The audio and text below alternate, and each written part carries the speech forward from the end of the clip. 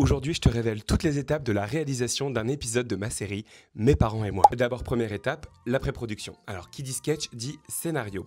Personnellement, je suis pas le genre de mec qui commence par une page blanche. C'est quelque chose qui m'angoisse. Au quotidien, quand je prends le train, quand je sors dans la rue, quand je fais mes courses, bref, à tout moment, l'inspiration, elle peut venir. Et donc, ce que je fais, ce qui est très important, c'est que je note les idées dans mon téléphone. Parfois, l'idée, je vais la tourner la semaine d'après, mais parfois, ça prend beaucoup plus de temps. Par exemple, l'idée de faire un épisode sur mon père qui enterre sa voiture, je l'ai eu plus de 2 ans avant de la tourner. Alors, une fois que je suis content de moi, je passe au découpage technique. C'est un document sur lequel on va noter tous les plans, la position des personnages, comment on les filme, est-ce qu'il y a du mouvement, est-ce qu'il n'y a pas de mouvement, etc. Ensuite, il faut organiser le tournage, trouver les comédiens, trouver les lieux, trouver les accessoires. Pour la vidéo Mustang, j'avais besoin d'une Mustang, sauf que j'en ai pas. Donc là, quand c'est ça, on commence, on regarde sur internet, on passe des coups de fil jusqu'à trouver la personne très sympathique qui est d'accord pour participer au tournage. D'ailleurs, petite anecdote pour cette vidéo, c'est mon père qui doit conduire la Mustang. Sauf que François, le propriétaire, devait être le seul à la conduire. Donc on a dû faire évoluer le découpage technique, on a ajouté une casquette au personnage,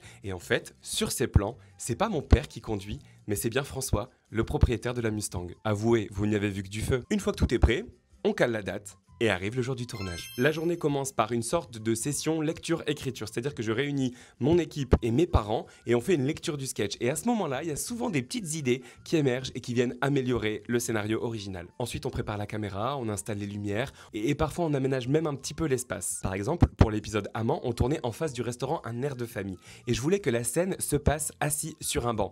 Malheureusement, il n'y avait pas de banc en face du restaurant, on en a installé un. Ensuite, on lance les moteurs et... Action. Alors on fait chaque prise plusieurs fois jusqu'à avoir la bonne. Ok, on l'a et fait. parfois on est même monté jusqu'à 20-25 prises. Et puis comme on tourne dans des décors naturels, faut faire avec le monde qui nous entoure. On laisse passer les voitures, on va laisser passer la moto, on va laisser passer la voiture, on va laisser passer la voiture, on va laisser passer les vélos, on laisse passer les voitures. Et puis parfois on a des petits imprévus. Oui, parce que normalement quand on tourne dans la rue, on est censé demander des autorisations de tournage avant. Et je le fais pas tout le temps. Enfin, je le fais jamais en fait. Une fois terminé, on range le matériel et on passe au dérushage. C'est-à-dire que je récupère les fichiers son, les fichiers images et je les donne à Romain et Martin qui vont être chargés de faire une première version du montage. On passe donc à la post-production.